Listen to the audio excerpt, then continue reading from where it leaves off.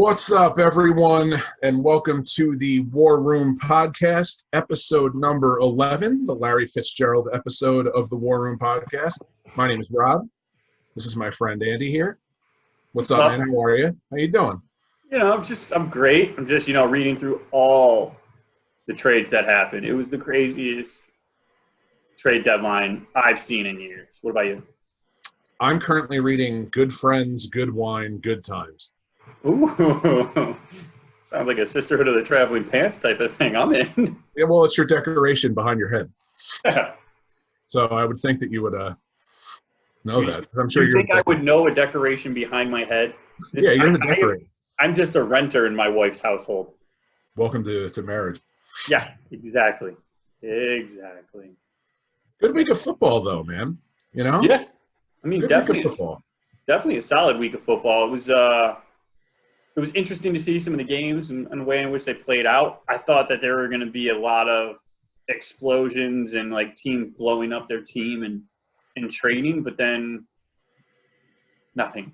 So that was upsetting. But there were some crazy things that did come, and I know one of them is something that we've touched on in the past, and I know you're chomping at the bit to touch on again, is those New Orleans Saints. Yeah, I don't necessarily know how they're going to go about 2021. They're not. They're going to fold. Yeah. I'm pretty sure. Granted, I'm assuming they're banking on Breeze retiring. They have to be.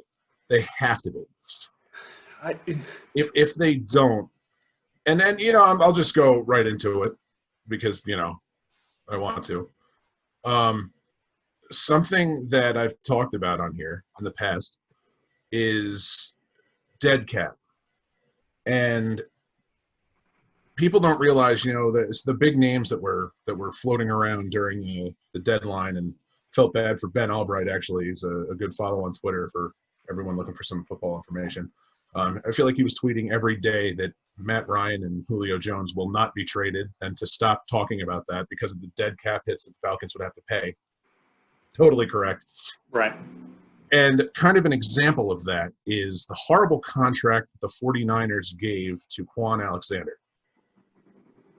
The 49ers this weekend, basically with trading Quan Alexander and cutting Dante Pettis, which is not, I don't feel like it's a bad move, you are putting yourself $11 million behind every other team because they're paying both of them in 2021. That is coming off of their cap. Yep. And 10.4, they're paying Quan Alexander next year to not play for them, and $600K for Pettis. Granted, that money's already been spent in theory and like the physical cash, but that money's coming off of their cap hit. So the Saints, although in a horrible situation, they aren't responsible for that 10.5. The Niners are. But at the same time, that's why these trades just don't make sense to me. Like, I understand you made a mistake with Quan Alexander. You just said, you know what, let's just move on, own up to our mistake, get him out. That's a lot of money that they're now behind next year. It's adding to but it's also the funny part is looking at the Saints. Like, the Saints are the definition of going all in because they are all in. And the sad part is, like, I don't see them as the best team in the NFC. So you're going all in, you're putting all your chips in, and I get it. You have to. I haven't been in that scenario as a fan since I've been a fan, so I don't understand it. But if you look at the cap projections, they're somewhere around what they're spending right now, and I don't know the numbers exact. I was looking at it before, 275, let's say. They're 95 over right now. Again, it's only estimated, but still. Right, but next year's projected cap is possibly 175. So you mean to tell me, like, they're going to pay players to play? Like, you can't. Like, they're going to have to cut everybody. And the problem is the way in which their contracts work, and we talked about it on a prior episode, so feel free to go back and download and listen. Like, they're not going to be able to do that.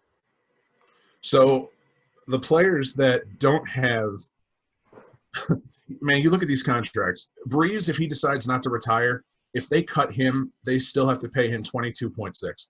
Cam Jordan, they can't. Well, not saying they would want to cut him. He's outstanding, but 16.9 dead cap. Michael Thomas, 23 mil dead cap. Teron Armstead, 9.6 mil dead cap. Taysom Hill, 11.2 dead cap.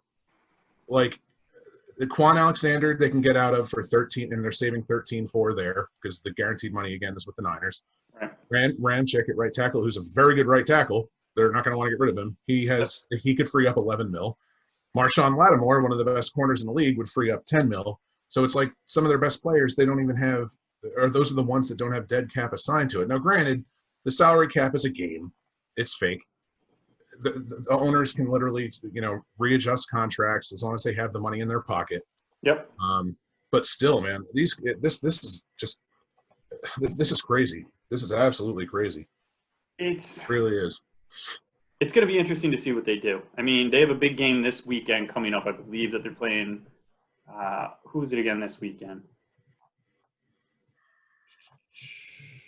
The Saints play the Bucks. So I mean, they got a big game again this weekend. The Bucks are playing good football. Bucks get Antonio Brown back, so it's going to be interesting. I don't know. I don't know if it's going to pan out. I don't foresee it panning out, but it's interesting. I mean, another interesting team that I didn't even mention to you before, but I wanted to talk about is the Tennessee Titans.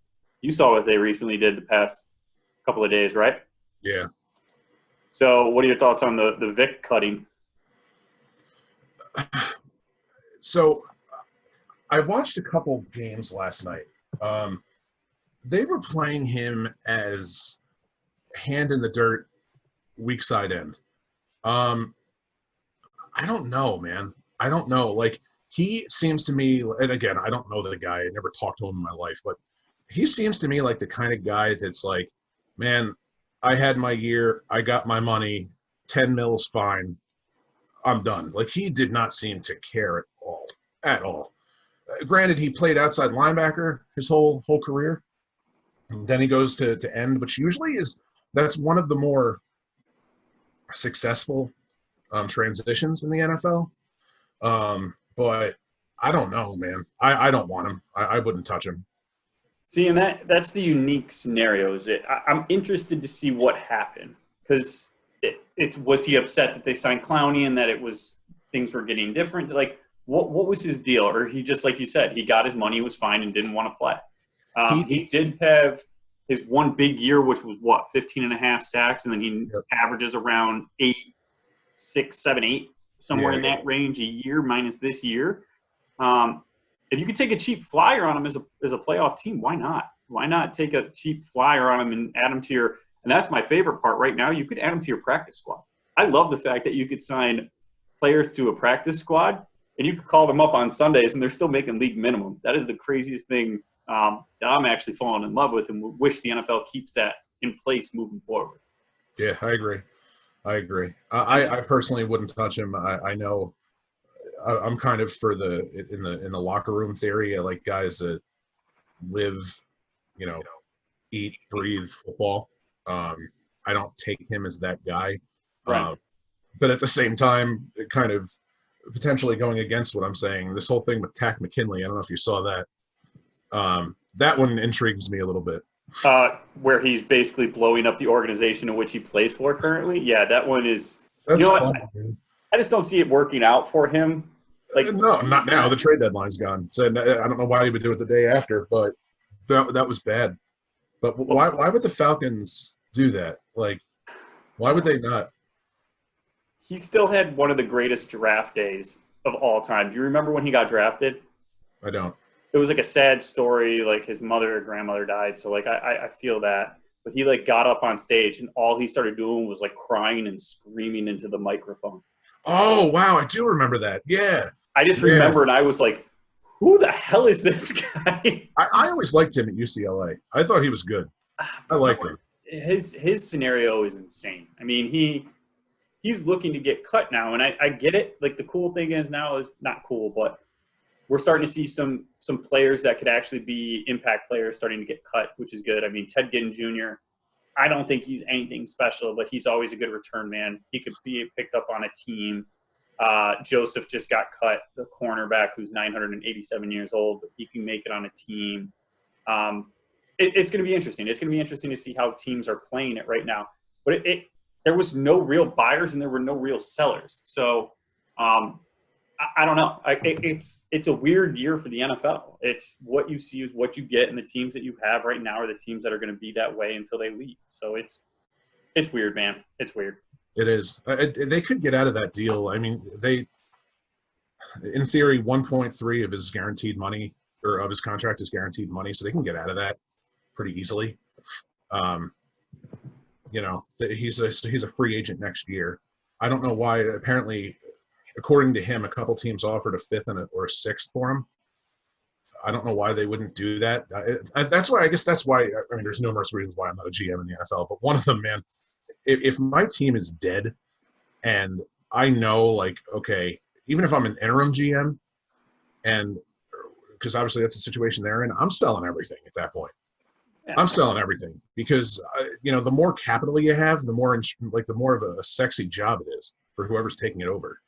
100%. I mean, I've always been of the nature of I don't believe in a firm rebuild. I don't believe in a blow everything up, start from zero, and go. One, because that just drives a fan base through the mud, and you need your fan base to do that. I mean, look at the Jacksonville Jaguars.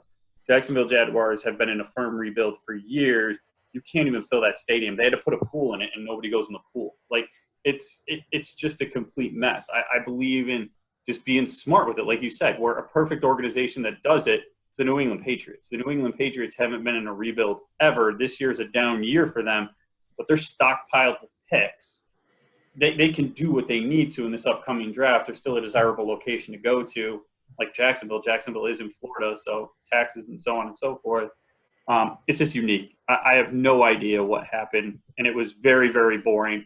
I was waiting the entire day patiently for 4 o'clock, 3:30 to be exact, because 3:30 is when I thought everything was going to break, and it was crickets. Yeah, it was nothing. It was nothing. I don't know. I think a lot of it's the uncertainty for next year for the salary cap. Maybe having a little bit more of a value on draft picks because you don't know how much you're going to have to spend in free agency. At the same too, like, I don't agree with some of the values that coaches and organizations have, like the whole Will Fuller thing. Yeah. With Houston, I'm a huge Will Fuller fan. I will argue to the death that if you're going just on talent, I think he's a top 10, 15 wide receiver in the league just on talent. When healthy, yeah. That's the problem. He's never healthy. Don't quote me on this, but I don't think he's ever had a year in the NFL where he's played all 16 games. So to ask for a second round pick, you're not going to get that. You're not. No way. Your team's done. You're not even the head coach for next year. At least guaranteed. I don't think he's going to be that coach. Like, make the move, man. Who denied the move?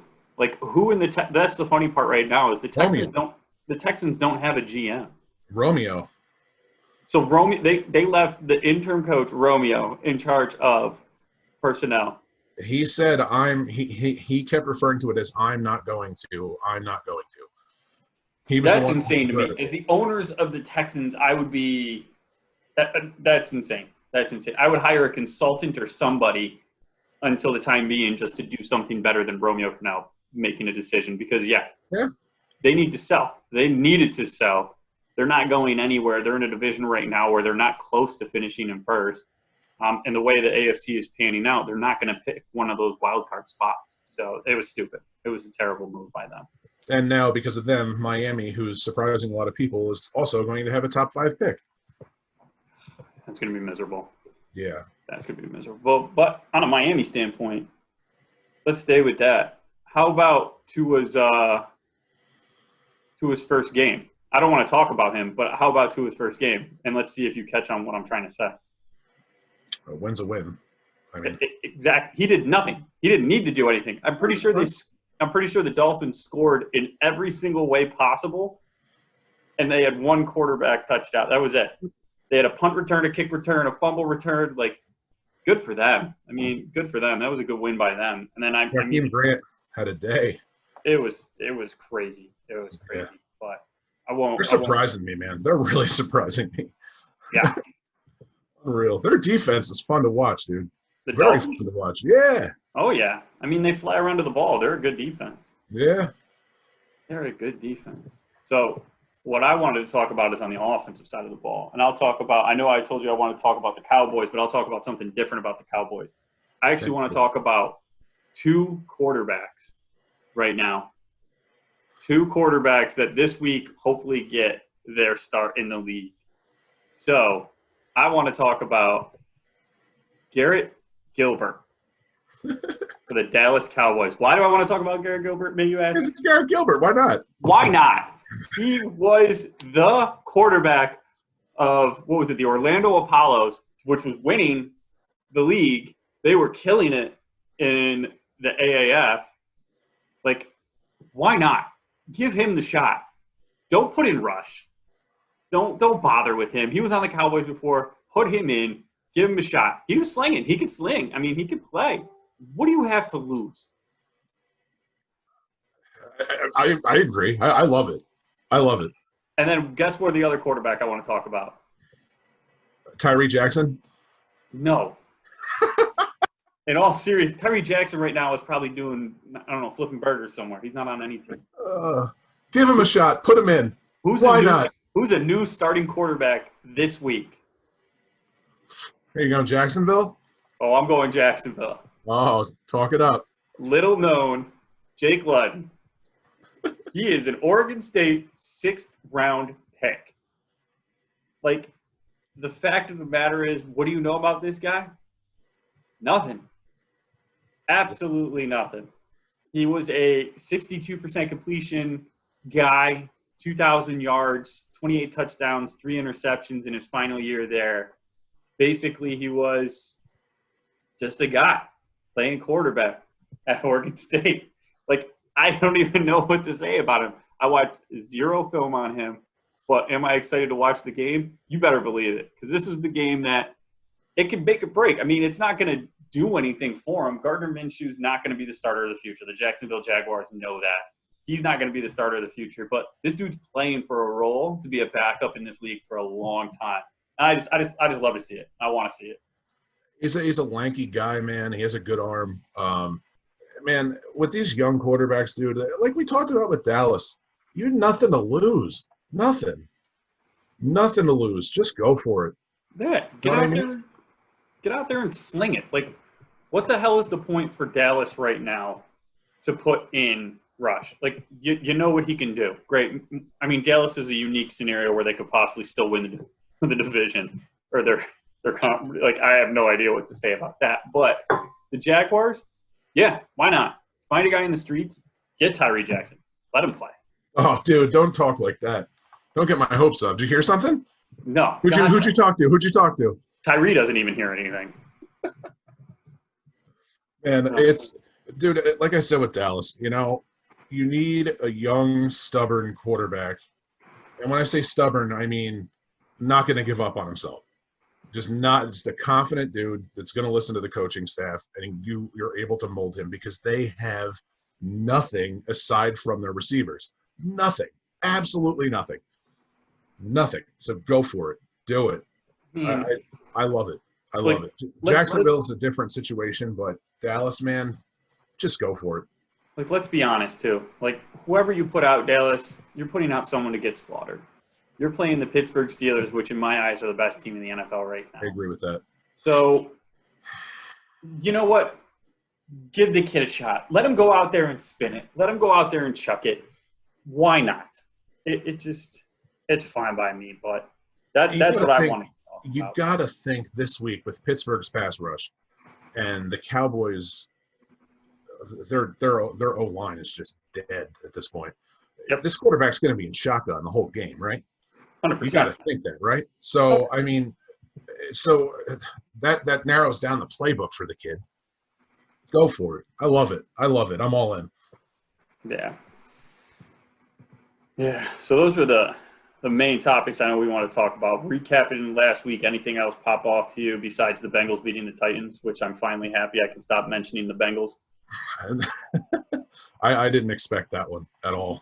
Nobody did. Neither did the Bengals. Here's one for you. Are the Colts good? No, I refuse to say the Colts are good because I lost my first week in Survivor because they lost to the freaking Jacksonville Jaguars, who are now starting a sixth-round quarterback again who hasn't played. So, no, the Colts are not good. But in all realness, they could be. I don't know. I haven't watched much of him. Um, Rivers, I can't imagine that he looks. I mean, I haven't watched much at all of them, but like I did not expect them to get off to this start. To be honest, um, what are they, 5-2? I think. Yeah. Yeah, they lost to the Jaguars and the Browns. But I mean, granted, they beat the Vikings, the Jets, the Bears are good, the Bengals and the Lions. So I mean, they didn't have the toughest schedule in the world. But I don't know, man. Good for them. I did not expect them to start off 5-2, or they're tied for first place now. I know the Titans have the tiebreaker, but still, I'm good for them. I didn't expect that. Yeah. You know what I did expect, and I called it because I'm always right? Lamar Jackson looked like poo. Yeah, he didn't look good. And I'm standing by my statement that you need to be able to throw the ball in this league in order to win a game, and he can't throw worth a darn. I'm not going there yet. I'm not ready for that yet. I'm putting a little bit of emphasis on Greg Roman there too. You know, I feel bad for Hollywood, dude. With the league going in the direction it's in, he should be such a valuable piece, and he just doesn't get utilized. Like that was a name I was hoping to hear go off at the deadline, because he was one that was complaining on Twitter about not being utilized, and I don't blame him. I don't blame him at all. No, he can do everything, and the throws that he has to try to contort his body to get to, and throws that are so far off, it sucks. I don't know if I was his age doing what he's doing at a level that he's doing it at, if I wouldn't do the same thing. Yeah. So I feel bad for him. That was unique. Anything else from last week before we start diving into this week that was something that showed up for you? I mean, there were some upsets. I know everybody's seen the score. So the Vikings beat the Packers, which was an upset. The Broncos, I don't know if it's an upset, but it was a great game towards the end. The Broncos beat the Chargers. It was a really good game. That was a fun one. For our teams to talk over our teams, I mean, which every team is our team, but the Raiders beat the Browns in what can only be known as a miserable weather game, while the Bills beat the Patriots in what could also be known as a miserable weather game. So, did you see the wind, man, in that Vegas Cleveland game? Unbelievable. Holy I did. Christ. I thought about texting you because there was that one year the Bills lost to the Browns 6-3, and I was going to text you and be like, "Good luck winning by 3 this game," because I thought it was literally going to be just field goals. So, yeah, it was unique. But what can we expect this week? What do you see this week on the board that's popping off to you? Let's see.